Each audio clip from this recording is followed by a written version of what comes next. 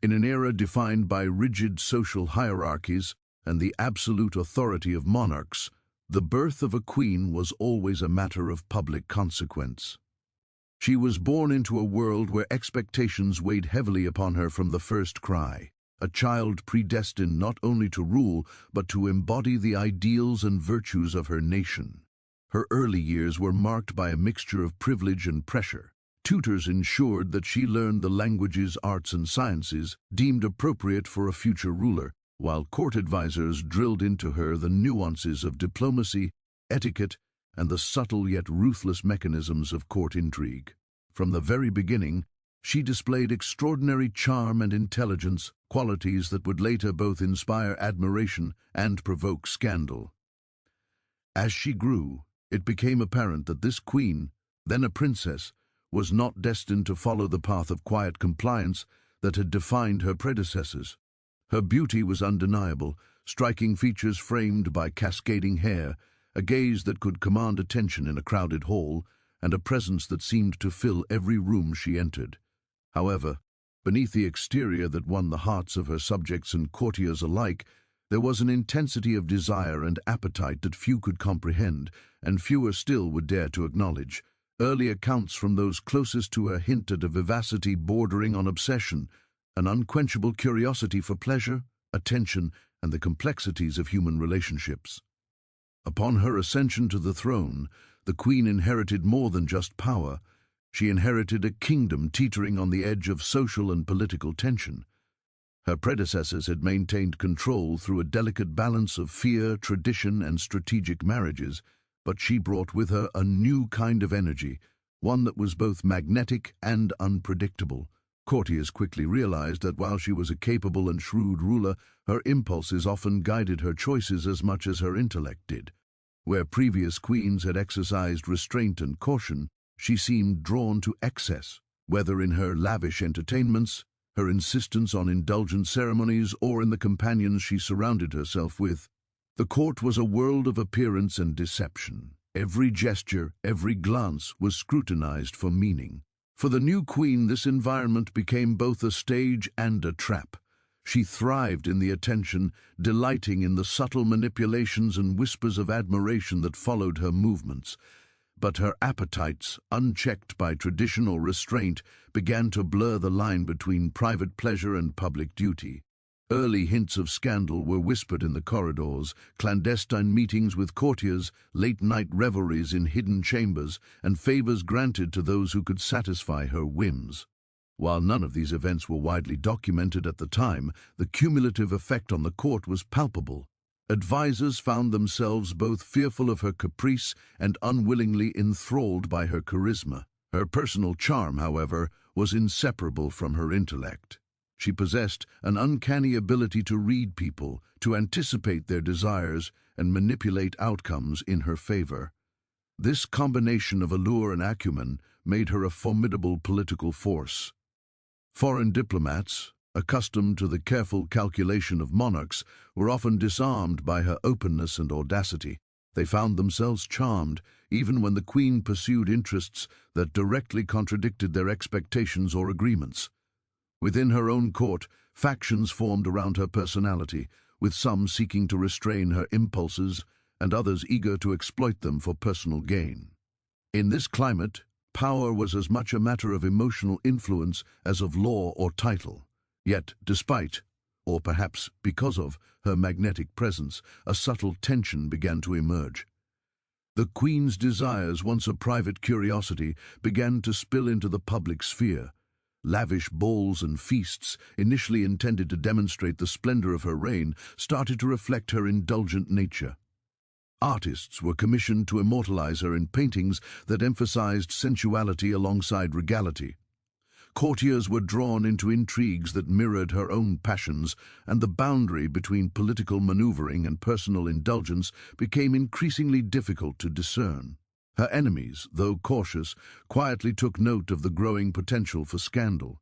Any misstep could become a tool for political opponents, a fact that the queen herself seemed both aware of and indifferent to, as if daring fate to challenge her dominance.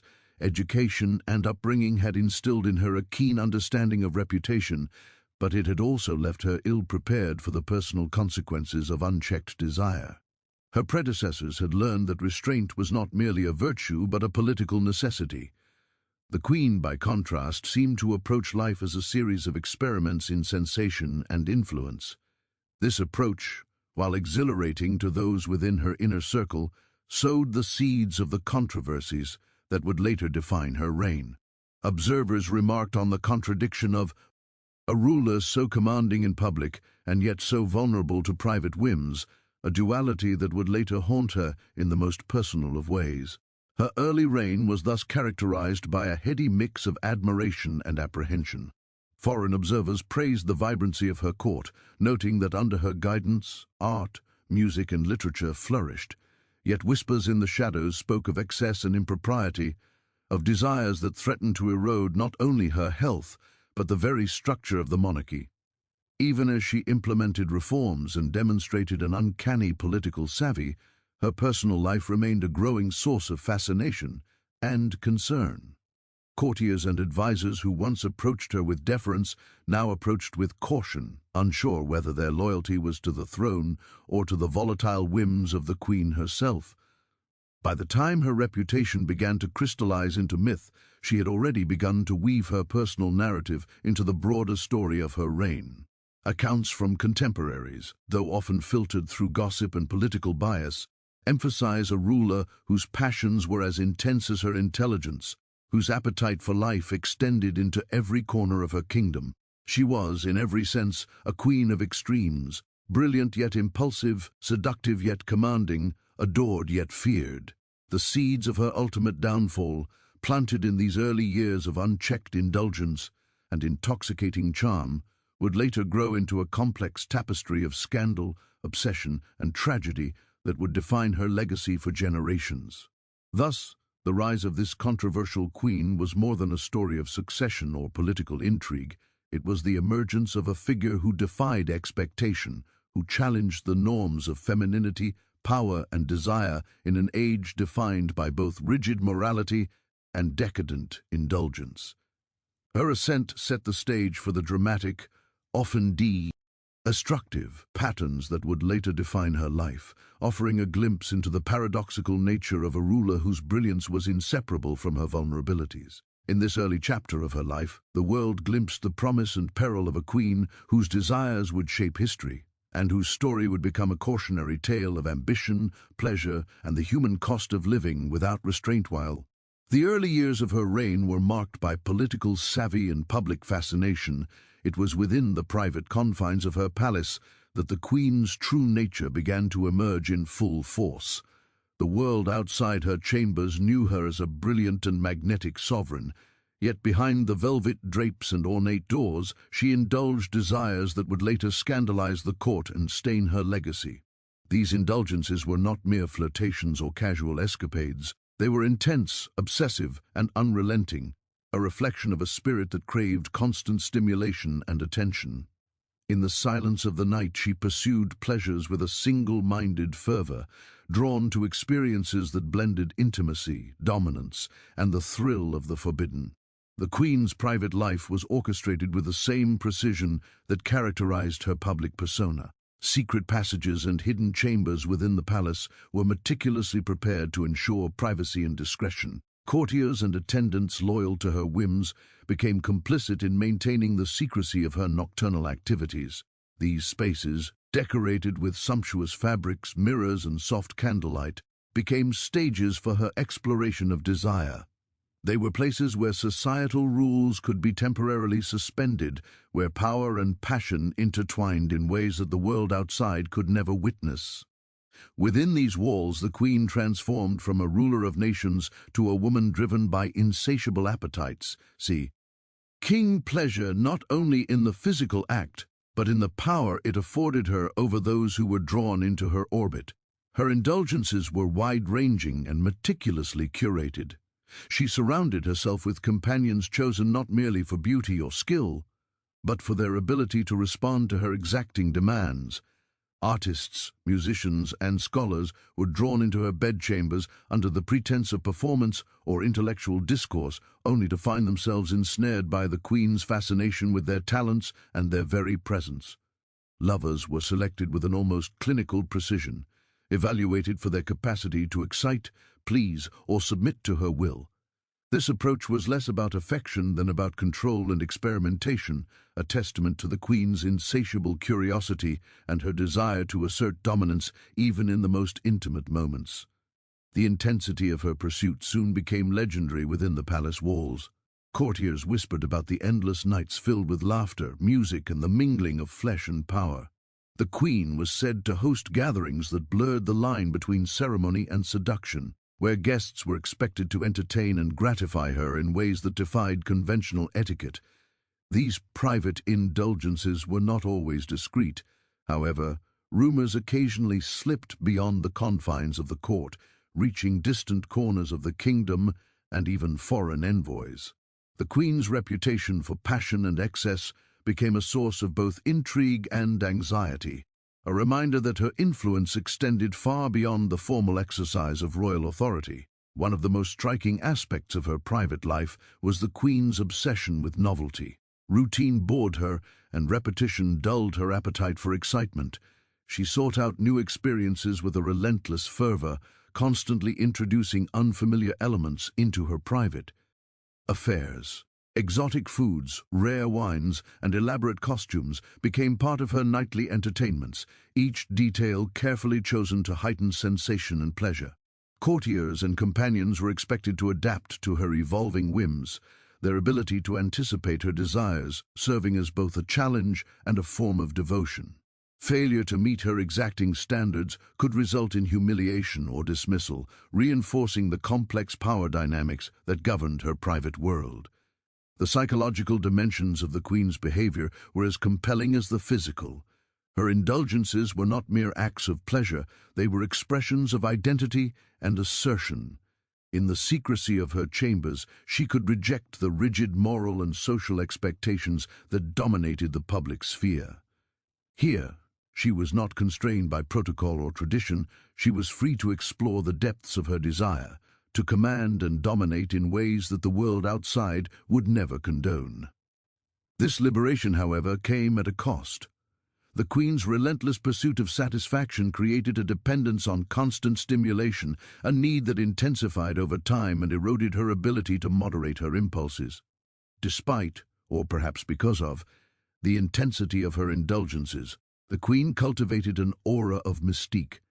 Few were ever permitted to witness the full extent of her private world, and those who did were often sworn to secrecy under threat of severe punishment. This secrecy amplified her allure, creating a perception of untouchable power intertwined with erotic dominance. Courtiers speculated endlessly about her liaisons, some fearing exposure, while others sought to participate in her games to curry favor or gain influence. The queen's private indulgences thus became a form of political currency, as well as a source of personal gratification, entwining pleasure and power in a way that few could navigate. Ate safely. The physical toll of these indulgences began to manifest gradually, though initially it was subtle and often masked by the queen's natural vigor. Long nights and intense activity drained her energy, while the emotional complexity of her interactions created stress and anxiety that few could comprehend. Physicians were summoned to monitor her health, but even they were often powerless to counteract the consequences of her unrestrained lifestyle. Over time, signs of strain became more evident. Pallor in her complexion, fatigue that could not be disguised by makeup or posture, and an increasingly mercurial temperament that reflected the intensity of her desires. These symptoms were often dismissed as eccentricities of a passionate ruler, but they hinted at the deeper costs of a life led in pursuit of constant indulgence.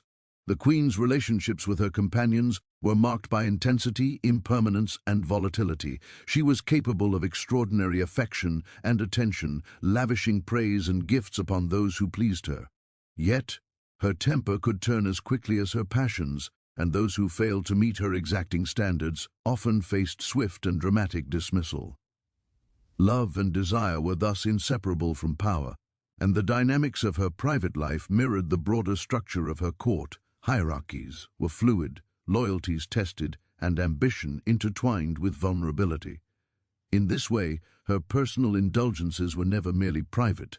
They were a reflection of her complex engagement with authority, control, and human desire. As time passed, the Queen's nocturnal pursuits began to influence her public life in subtle yet undeniable ways.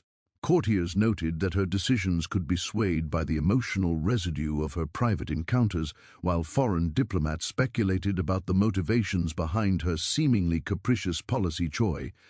The boundary between personal pleasure and political responsibility became increasingly blurred, illustrating how a monarch's private indulgences could ripple outward to affect the kingdom as a whole.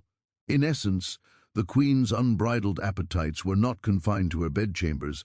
They were inseparable from the exercise of her authority, shaping perceptions, alliances, and ultimately the stability of her reign. Ultimately, the Queen's private indulgences defined her as much as her public persona. They revealed a woman of extraordinary vitality and audacity, but also one vulnerable to excess, obsession, and the consequences of unrestrained desire. They established patterns that would later intensify, contributing to scandal, physical decline, and the eventual unraveling of her carefully curated image. In her pursuit of pleasure, she simultaneously asserted her independence and exposed her vulnerabilities, creating a legacy that would be remembered as much for its passion and daring as for its tragedy and cautionary lessons. The Queen's private indulgences intensified. The consequences of her unbridled lifestyle began to manifest in ways that could no longer be ignored. Initially, her vitality and charisma masked the strain that her relentless appetites were placing on both body and mind. Yet over time, subtle signs emerged, visible to the most attentive courtiers and confidants. Fatigue settled into her movements, paleness tinged her complexion, and a restlessness pervaded even her most public appearances. The very energy that had once seemed inexhaustible now betrayed the deep costs of a life devoted to ceaseless pleasure and obsessive desire. The physical consequences of her indulgence were multifaceted. Nights spent in excess, whether in revelry, sexual encounters, or emotionally charged interactions, gradually eroded her stamina.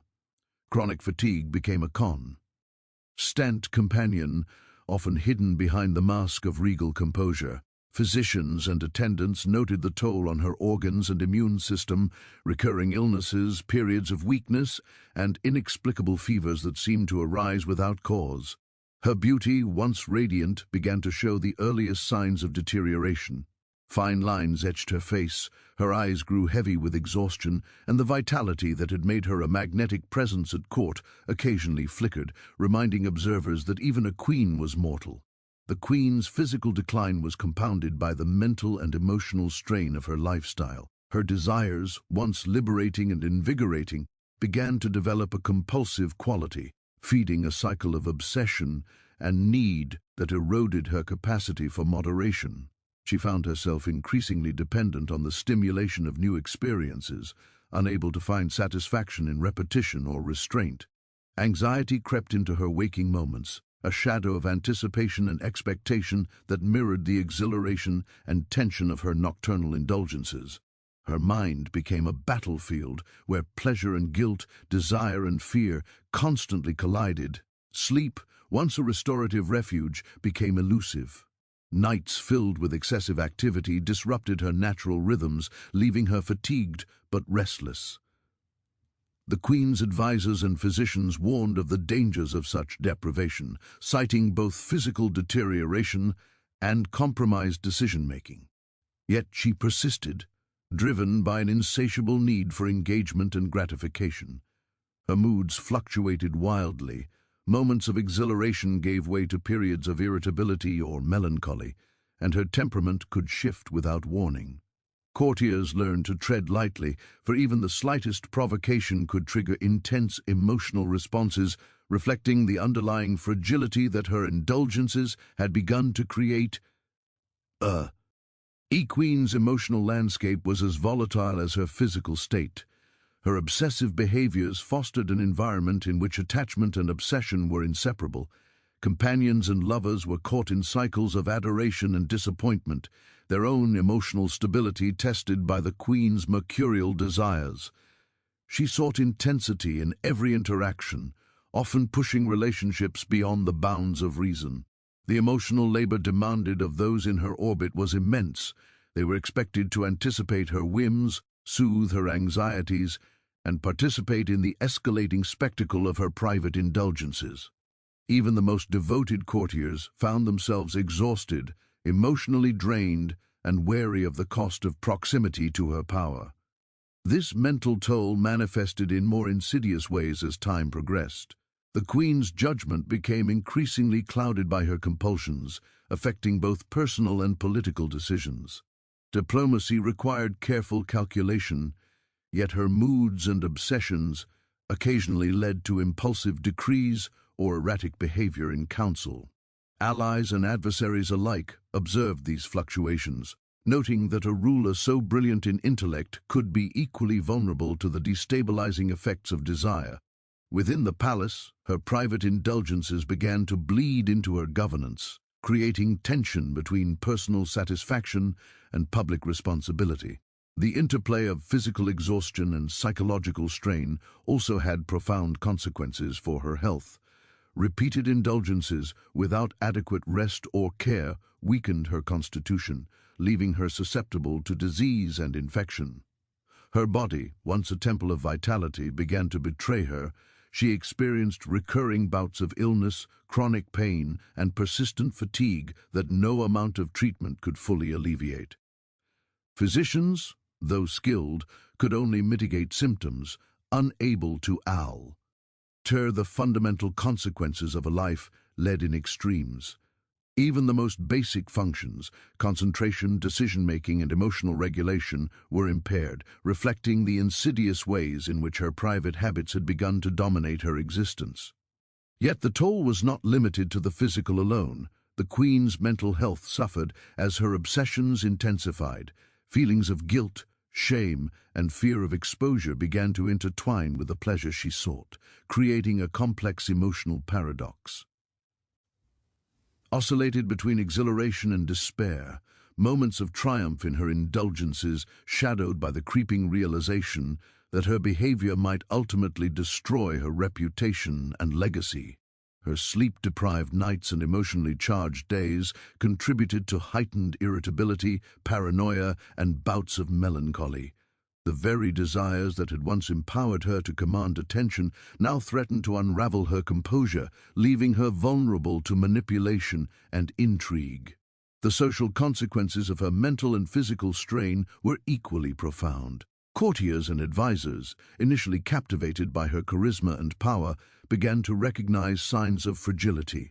Whispered conversations speculated on her health, her judgment, and the sustainability of her lifestyle. Political rivals subtly exploited these vulnerabilities, planting seeds of doubt and leveraging public perception against her. Even loyal subjects, enchanted by the Queen's brilliance, could not ignore the increasingly erratic patterns in her behavior. What had once been the source of fascination and allure became a source of concern, casting shadows over the stability of her court and the governance of her realm. Perhaps most tragically, the Queen's own awareness of her decline intensified the mental toll. She recognized, consciously or subconsciously, that her indulgences were eroding her vitality. Yet the compulsive nature of her desires made restraint nearly impossible. This awareness created a cycle of frustration and self-recrimination. She pursued pleasure knowing its consequences, yet could not resist the lure of immediate gratification. The tension between desire and consequence, between power and vulnerability, became a defining feature of her existence. Her body and mind were no longer separate entities. They were intertwined battlegrounds where passion, obsession, and mortality clashed with relentless intensity. The Queen's physical and mental deterioration did not occur in isolation. It reverberated through her court, influencing the perceptions and behaviors of all who surrounded her. Courtiers adjusted their own strategies, navigating the unpredictable currents of her moods and desires.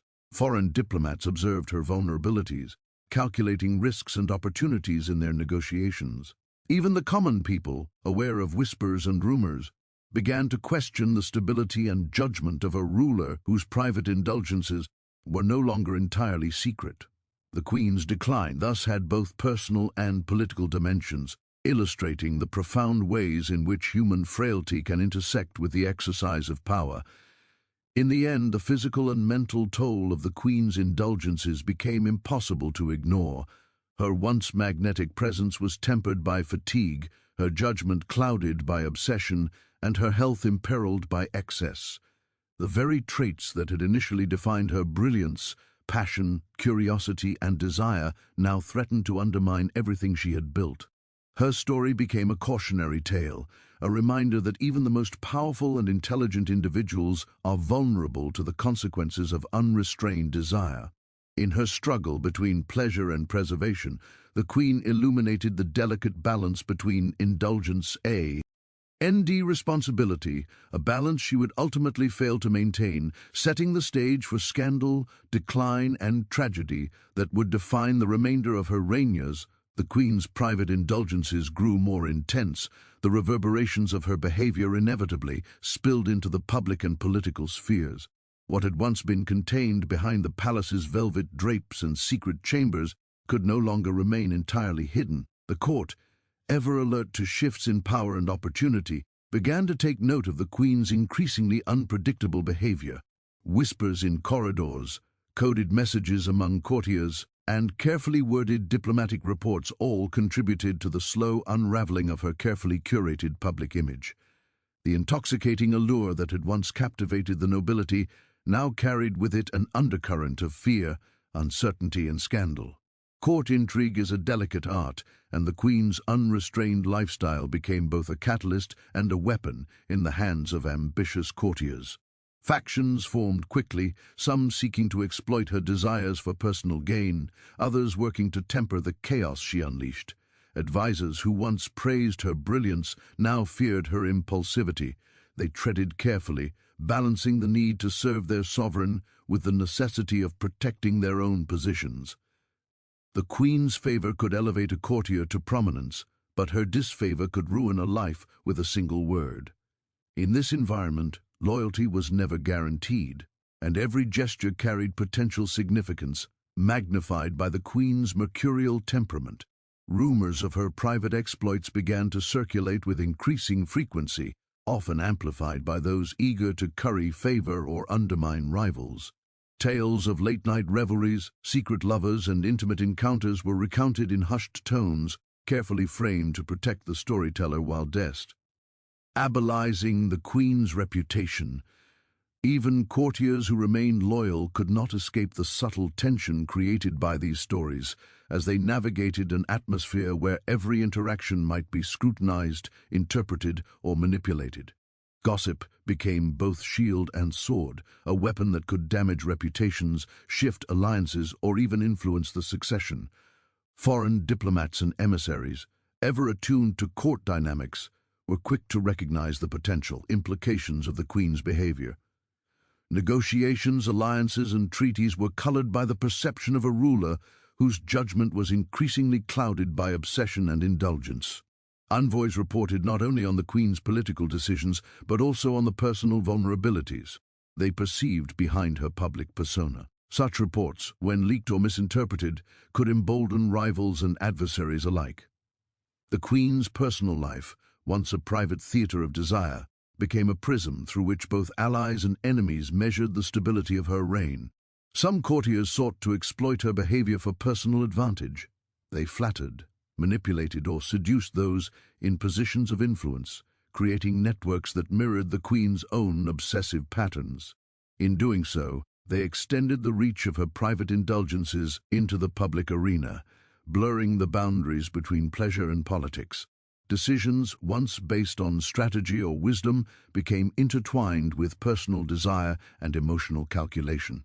The Queen's court, already a stage for ceremonial grandeur, now became a theater of intrigue, where sexual politics, ambition, and scandal intersected in unpredictable ways. At the heart of this web of intrigue was the Queen herself, whose intelligence and charm remained formidable even amid scandal. She could turn gossip into leverage, using her allure and wit to maintain control over those who might otherwise exploit her vulnerabilities. Yet the more she attempted to manipulate the currents of court intrigue, the more complicated her position became. Every revelation, intentional or accidental, threatened to destabilize alliances, alienate supporters, and embolden adversaries. The very power that her desires granted her, the ability to command attention, loyalty, and fear, also made her a target for the calculated machinations of those around her. The scandals were not limited to whispered tales or innuendo. Several high-profile incidents brought her private indulgences into sharp public focus, threatening to undermine her authority. There were instances in which secret liaisons were discovered, evidence of favoritism became undeniable, and her judgment was questioned openly by factions within the court. These events were carefully recorded in diaries, letters, and ambassadorial dispatches, creating a paper trail that would later fuel historical accounts of her reign. Each episode served as both a cautionary tale for those who might challenge her and a vivid illustration of the precariousness of power when personal indulgence overrides public duty. The Queen's relationships with her lovers and courtiers also contributed to the intrigue. Alliances formed and dissolved with astonishing speed, often reflecting the Queen's shifting desires rather than political necessity. Lovers, elevated to positions of influence, could inspire resentment and jealousy among rivals, while those discarded were prone to retaliation or sabotage. These personal dynamics, intertwined with political maneuvering, created a complex lattice of tension within the palace. Every decision, from appointments to policy pronouncements, could be influenced, directly or indirectly, by the intimate interplay of desire and rivalry, making governance a constant negotiation between personal impulse and political exigency. Despite the growing turbulence, the Queen maintained a remarkable degree of control. Her intelligence, charisma, and strategic awareness allowed her to navigate a court rife with manipulation, betrayal, and rumor. Yet even her formidable talents could not entirely counterbalance the destabilizing effects of her indulgences. Allies grew wary, enemies grew bold, and the public began to sense the tension between the Queen's brilliance and her vulnerability. The very scandals that heightened her allure also eroded the foundations of her power, creating a delicate balance that could shift with the smallest provocation. The psychological toll of this environment was immense. The Queen was constantly aware of the surveillance and speculation surrounding her behavior, creating a persistent sense of pressure and paranoia. She oscillated between defiance and self-doubt, taking pleasure in the chaos she could create while fearing the consequences of exposure. This duality intensified the compulsive nature of her indulgences as she sought both solace and excitement in private encounters while remaining acutely conscious of the public gaze. Every act of desire became fraught with meaning, a negotiation between personal gratification and political survival. The ultimate effect of court intrigue and scandal was a gradual erosion of stability, both for the Queen and for the monarchy she embodied. The court became a labyrinth of competing interests, each faction attuned to the Queen's moods and vulnerabilities. Decisions once guided by reason and prudence were increasingly influenced by desire, rumor, and the subtle calculations of those around her. Alliances were tenuous, and the line between loyalty and opportunism blurred. Even the most devoted courtiers could not predict how the next revelation, whisper, or private indulgence would shift the balance of power. In the end, the Queen's court became a mirror of her own psyche. Brilliant, unpredictable, seductive, and dangerously unstable. Her private indulgences, once considered personal and contained, had transformed the political landscape, creating a court in which desire, power, and scandal were inextricably linked. Her brilliance and charisma remained undeniable, but so too did the vulnerabilities that her passions had created. The interplay of intrigue, rumor, and personal indulgence set the stage for the ultimate decline of her influence. As enemies grew bolder, allies more cautious, and the delicate equilibrium of court life became increasingly precarious. Thus, court intrigue and scandal were not mere byproducts of the Queen's behavior, they were integral to the trajectory of her reign. They illustrated how personal indulgence, when intertwined with power, can ripple outward to destabilize institutions, shape alliances, and alter the course of history. In navigating this perilous landscape, the Queen demonstrated both extraordinary skill and profound vulnerability, a combination that heightened her allure while accelerating the eventual unraveling of her authority. Her story became a vivid example of the dangers of allowing desire to eclipse duty, a cautionary tale in which the boundaries between pleasure, power, and political survival were blurred beyond recognition. The Queen, once a symbol of beauty, intelligence, and power, eventually reached a point where the consequences of her unbridled desires, private indulgences, and the incessant intrigues of her court could no longer be contained. What had begun as discreet private pleasures had evolved into a compounding web of scandal, physical decline, and political vulnerability. Over time, her compulsions eroded her capacity to govern effectively, while court factions and foreign observers grew increasingly emboldened to challenge her authority. The fall of this extraordinary ruler was not sudden, but rather a gradual, inexorable unraveling, a tragic sequence of events that reflected the intimate interplay of desire, power, and consequence. Physically, the Queen had begun to show the undeniable signs of wear and exhaustion. Chronic fatigue, recurring illnesses, and visible deterioration of her once radiant features made her increasingly vulnerable to both ridicule and practical challenges to her rule. Courtiers who had once admired her resilience and vitality now whispered about her fragility. Her steps, once purposeful and commanding, occasionally betrayed hesitation. Her voice, previously vibrant and commanding, now occasionally trembled with the strain of sleepless nights and relentless indulgence. Though she attempted to mask these signs with elaborate makeup, lavish gowns, and carefully orchestrated appearances, those closest to her could no longer ignore the toll her lifestyle had exacted. Psychologically, the Queen's compulsions had reached a critical point. The constant pursuit of pleasure, novelty, and validation had created a cycle that was impossible to break. Each indulgence brought temporary satisfaction, but also heightened anxiety, guilt, and paranoia. The more she sought to control her private affairs, the more uncontrollable they became. She grew increasingly suspicious of her courtiers and lovers, questioning motives and loyalty with an intensity that mirrored the obsessions she had long indulged. Even as she exercised her authority in public, the strain of navigating both her personal desires and the political landscape created a mental fatigue that impaired judgment and destabilized her decision-making. Political rivals seized upon these vulnerabilities. Factions that had once been cautious began to assert themselves more boldly, exploiting her indiscreet ions to weaken her authority. Subtle manipulations escalated into open challenges. Policies once enacted with decisiveness were questioned, alliances strained, and the Queen's ability to maintain cohesion within her court became increasingly tenuous. Even minor missteps were amplified in the charged atmosphere of scandal and gossip. Diplomatic envoys, aware of her faltering control, pressed for concessions and favorable agreements. Sensing that her indulgences had left her politically vulnerable, her private desires had become public liabilities, undermining both respect and influence. The Queen's scandals began to extend beyond the palace walls, reaching the ears of the common populace.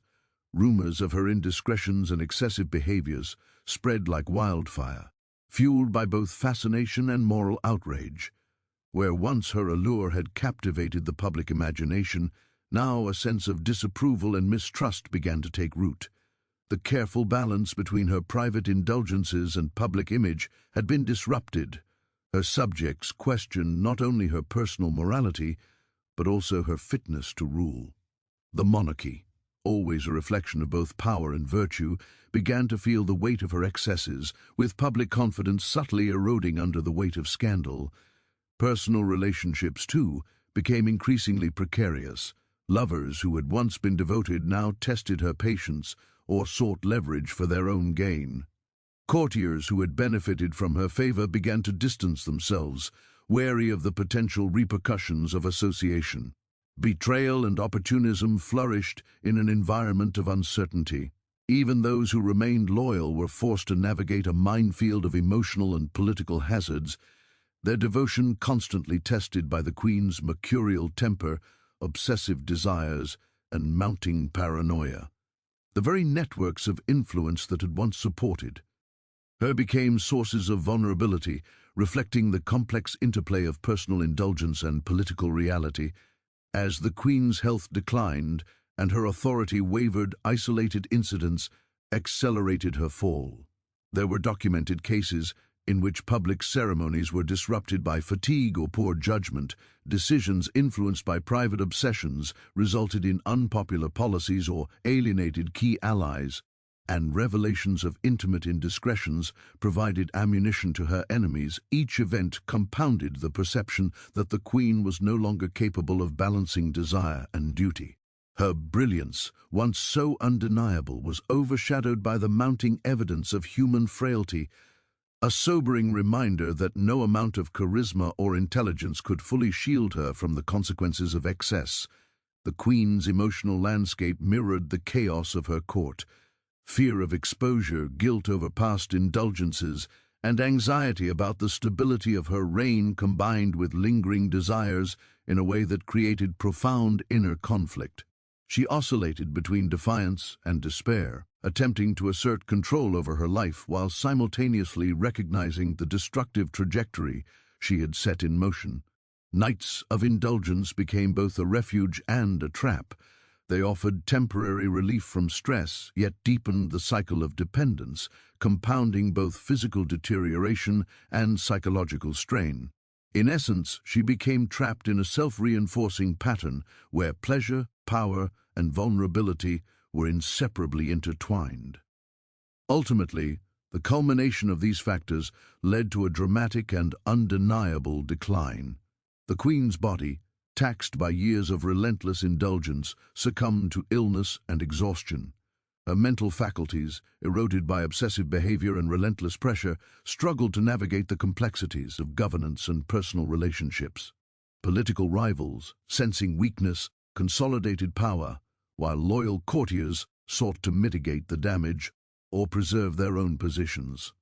Scandal, which had once added intrigue to her persona, now became a mechanism of political leverage against her. The fall was as much a product of her desires as it was of the ambitious machinations surrounding her. A perfect storm of personal excess and external pressure. The final stages of her reign were marked by isolation and reflection. Once surrounded by courtiers, lovers, and advisors eager to serve her, she now found herself increasingly alone. Betrayal, fatigue, and the relentless consequences of her indulgences narrowed her circle of influence. Attempts to regain control over both her personal life and political authority were hampered by a body weakened by years of excess and a mind increasingly burdened by anxiety and obsession. Even those who remained loyal could offer only limited support in the face of the combined forces of scandal, intrigue, and physical decline. In death as in life, the Queen's story became a mixture of fascination and caution. Historical accounts, filtered through rumor, bias, and sensationalism, emphasize the extremes of her desires and the consequences they wrought. Her physical deterioration, psychological struggle, and political vulnerability are remembered not merely as the downfall of a monarch, but as a stark illustration of the delicate balance between indulgence and responsibility. The cautionary tale resonates beyond her lifetime, a reminder that brilliance and beauty, when entwined with obsession and excess, are not sufficient to safeguard a life or a legacy. The Queen's legacy, complex and contradictory, serves as both warning and testament. She is remembered as a figure of extraordinary vitality and intellect, yet her name is inexorably linked to indulgence, scandal, and the consequences of unrestrained desire. Her story illustrates that human vulnerability can coexist with remarkable talent, and that the pursuit of pleasure without moderation can ultimately undermine even the greatest achievements. Though her reign ended in decline, the memory of her charisma, audacity, and the dramatic arc of her life continues to captivate historians, writers, and storytellers alike. In conclusion, the fall of the Queen was not the result of a single misstep or isolated scandal. It was the cumulative effect of years of indulgence, obsession, and the inescapable consequences of human desire. Physical exhaustion, mental strain, political intrigue, and public scandal converged to erode the foundations of her reign. The interplay of these factors underscores the tragic dimensions of her story. A ruler whose brilliance and allure were inseparable from vulnerability and excess, whose private indulgences eventually dictated the fate of both herself and the monarchy she embodied.